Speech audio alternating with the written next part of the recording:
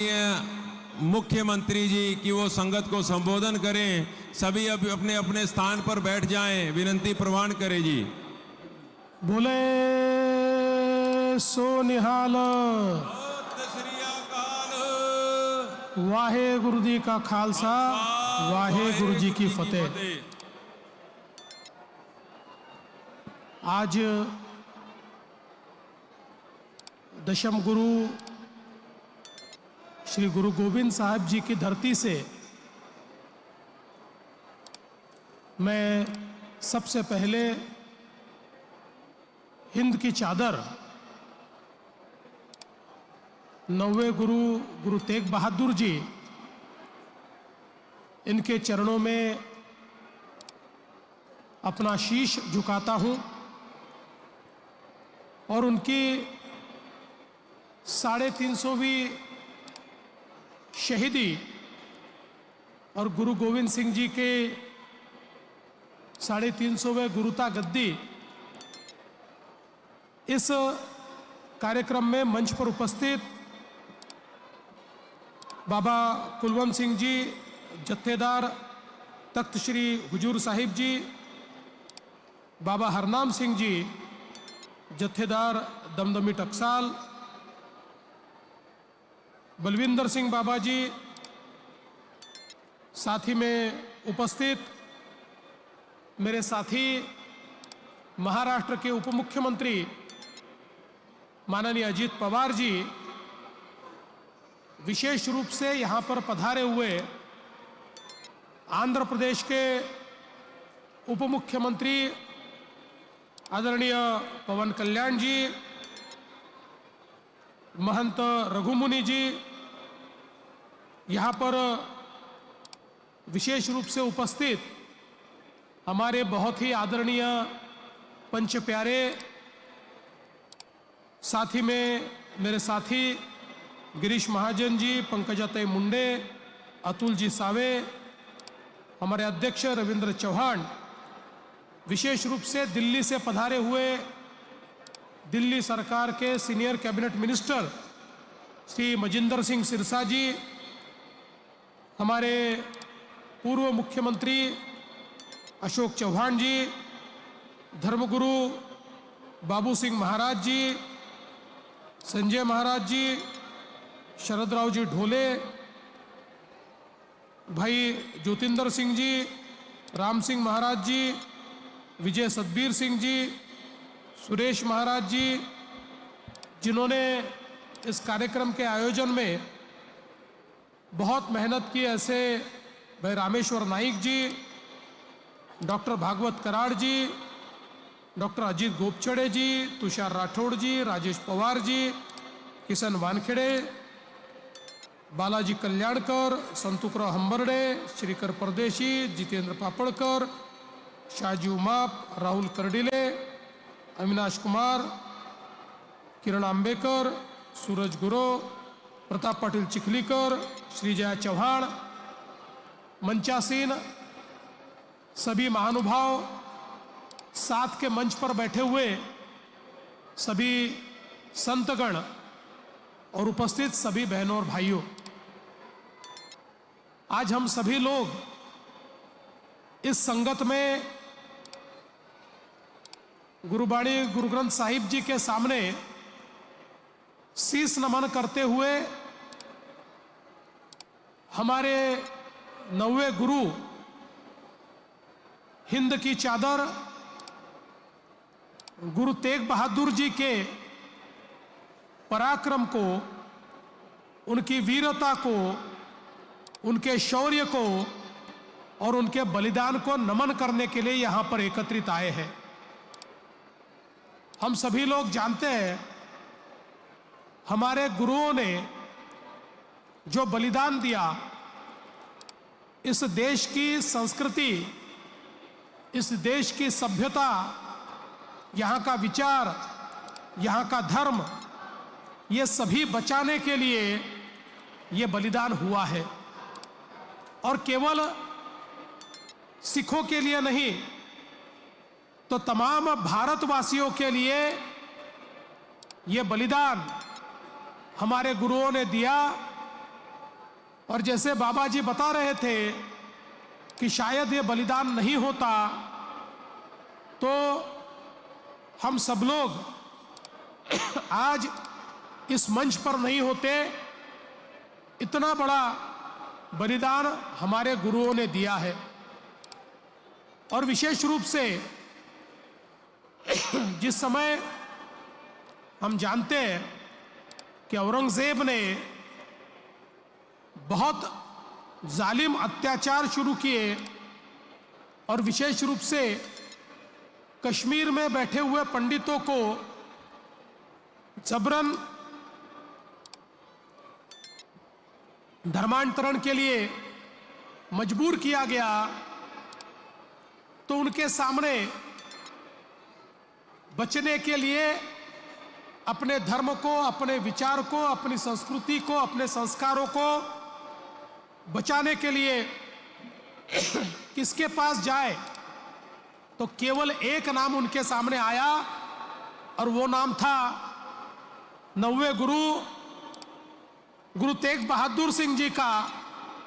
वो जानते थे कि यही गुरुदेव है जो हमें बचा सकते हैं, और वे गुरुजी तक पहुंचे और गुरुजी ने भी ये जिम्मेदारी ली कि हम आपको बचाएंगे, और उस जिम्मेदारी का निर्वाह करते हुए जिस समय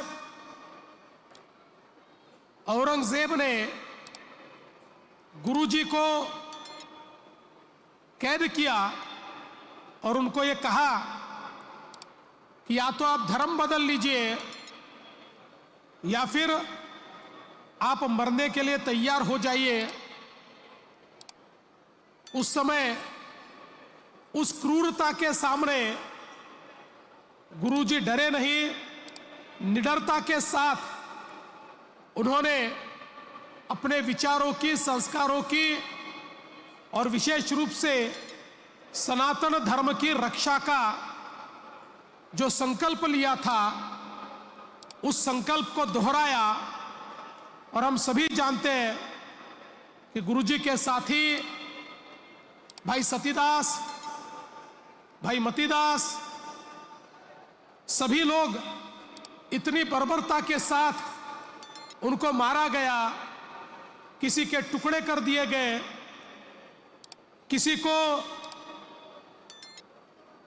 गरम पानी में, गरम तेल में झोंक दिया गया, और उसके बाद गुरुजी को भी, उनका भी शीश काट दिया गया, और मानो एक संदेशा देने का प्रयास हुआ कि जो हमारी बात नहीं सुनेगा उसका यही हश्र होगा।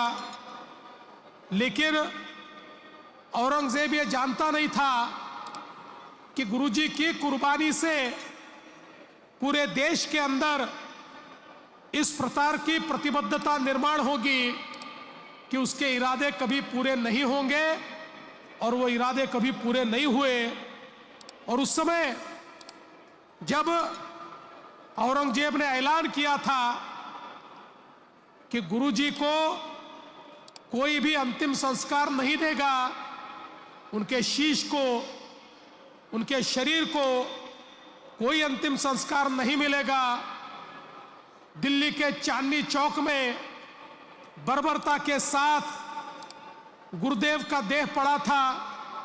ऐसे समय लकीशा बंजारा जी ने अपने प्रयासों से उनके शरीर को अंतिम संस्कारों तक पहुंचाया, और उसके बाद उन्हीं के सुपुत्र गुरु गोविंद सिंह जी ये 10वें पातशाह बने, और 10वीं पातशाही गुरु गोविंद सिंह जी ने तो इस प्रकार का बलिदान दिया। हम सभी लोग जानते हैं कि उनके 2 बेटों को पहले मारा गया, उसके बाद 2 बेटों को दीवालों में चुनवा दिया गया, और दीवालों में चुनवाने के बावजूद न बेटों ने हार मानी, न गुरुजी ने हार मानी। वे लगातार धर्म की रक्षा के लिए, अपने देश की रक्षा के लिए लड़ते रहे। इसलिए ये जो हमारा इतिहास है, ये बहुत वीरता का इतिहास है, शौर्य का इतिहास है। और ये इतिहास केवल सिख पंथ तक, सिखों तक सीमित नहीं होना चाहिए।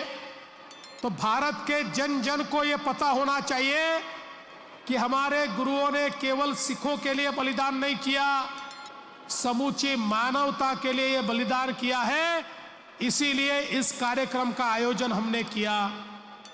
और विशेष रूप से ये कार्यक्रम इसलिए भी अलग है कि पूरी नानक नाम लेवा संगत एक साथ इस कार्यक्रम में लाने का प्रयास हमने किया।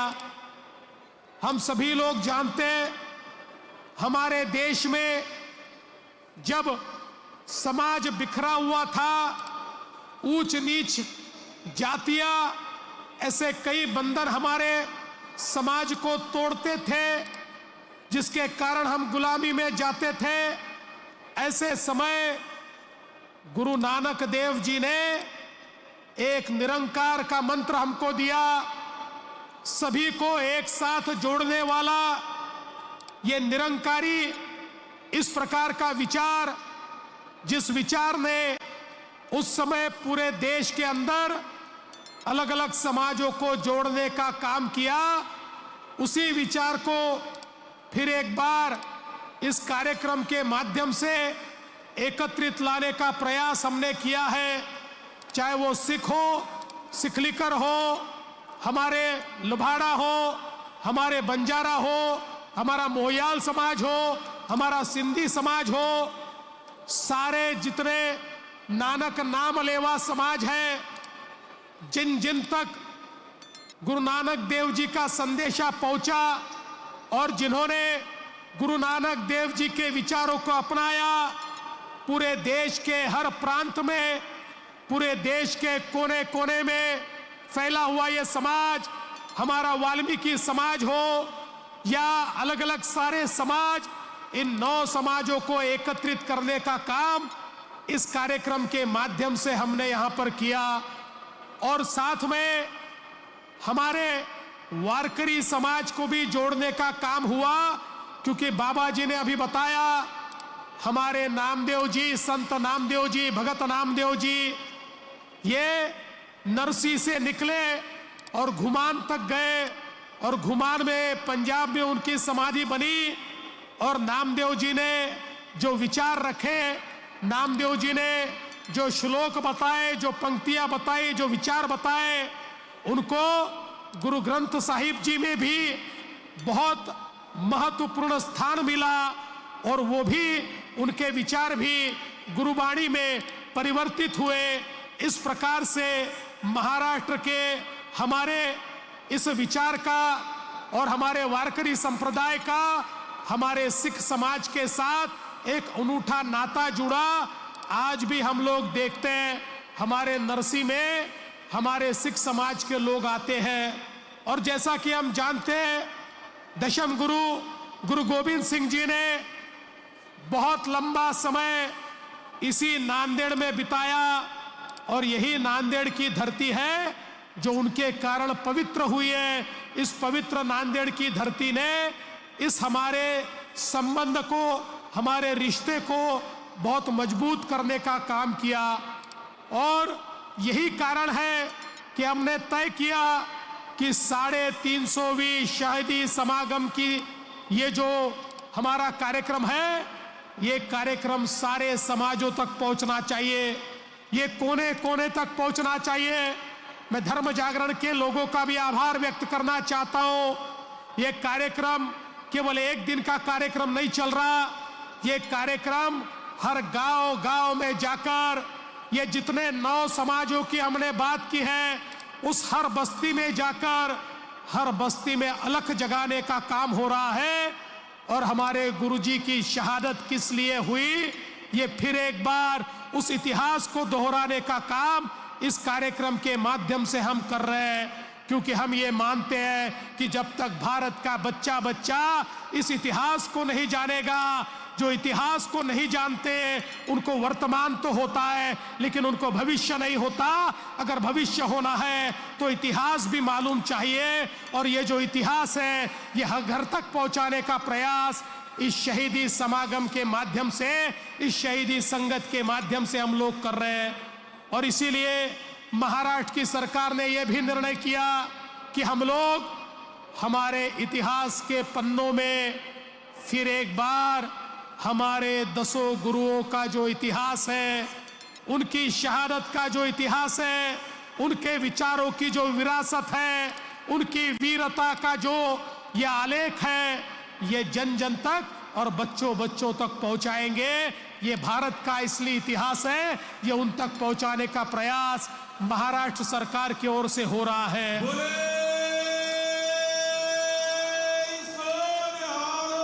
सत श्री अकाल। और मैं ये ऐलान करना चाहता हूं, ये 3 कार्यक्रम तो हम लोग कर रहे हैं। नागपुर का हुआ, यहां पर नांदेड़ साहिब में हुआ, नवी मुंबई के कार्यक्रम में तो हमारा प्रयास है कि स्वयं प्रधानमंत्री जी वहां पर पधारे, लेकिन केवल 3 कार्यक्रम करके हम रुकेंगे नहीं। तो नानक नाम लेवा संगत के माध्यम से हर घर तक हम पहुंचेंगे, और हर घर तक ये शहादत भी पहुंचेगी, ये विचार भी पहुंचेगा, ये गुरुवाणी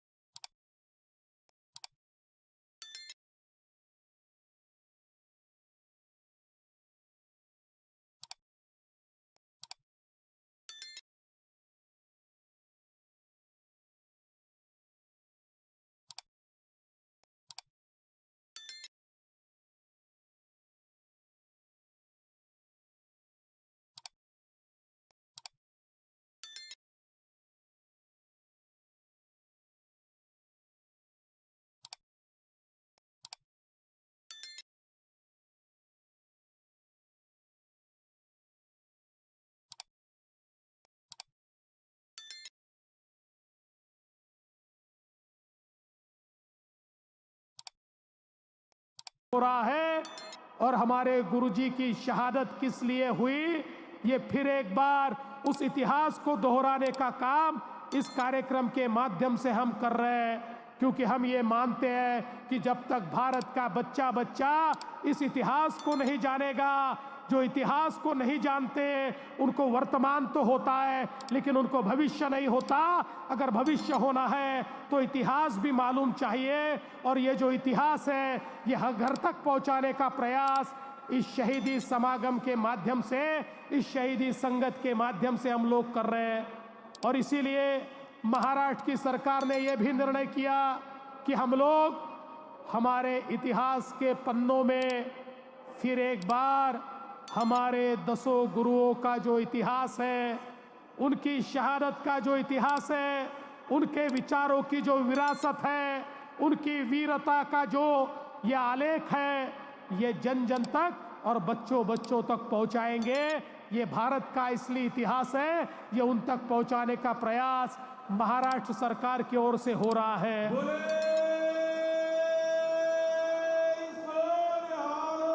सत श्री अकाल। और मैं ये ऐलान करना चाहता हूं, ये 3 कार्यक्रम तो हम लोग कर रहे हैं। नागपुर का हुआ, यहां पर नांदेड़ साहिब में हुआ, नवी मुंबई के कार्यक्रम में तो हमारा प्रयास है कि स्वयं प्रधानमंत्री जी वहां पर पधारे, लेकिन केवल 3 कार्यक्रम करके हम रुकेंगे नहीं। तो नानक नाम लेवा संगत के माध्यम से हर घर तक हम पहुंचेंगे, और हर घर तक ये शहादत भी पहुंचेगी, ये विचार भी पहुंचेगा, ये गुरुवाणी भी पहुंचेगी, ये अमृत वचन भी पहुंचेगा। इस प्रकार का प्रयास महाराष्ट्र की सरकार की ओर से हम लगातार करते रहेंगे। बोले सो निहाल। सत श्री अकाल।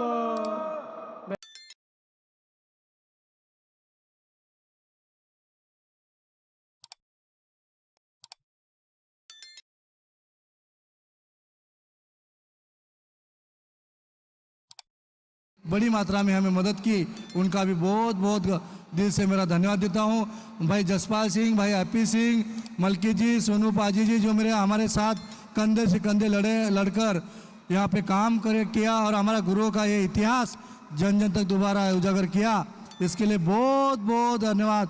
मैं तखत के सभी से विनती करूँगा कि माननीय मुख्यमंत्री साहब का वो सम्मान करें।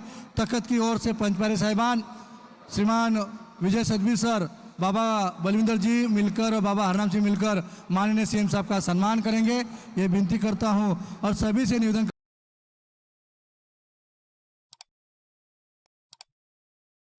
चाहता हूं और अंत में मैं गुरुजी का आभार व्यक्त करना चाहता हूं। ये गुरुजी की मेहर है कि हम सब लोग यहाँ पर एकत्रित हैं। इसी तरह से उनकी मेहर, उनका आशीर्वाद हम सभी को प्राप्त होता रहे।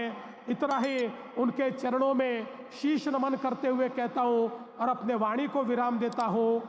जय हिंद, जय महाराष्ट्र। बोले सो निहाल। सत श्री अकाल। वाहे गुरु जी का खालसा, वाहे गुरु जी की फतेह। सो बहुत बहुत धन्यवाद हमारे लाड़के सीएम।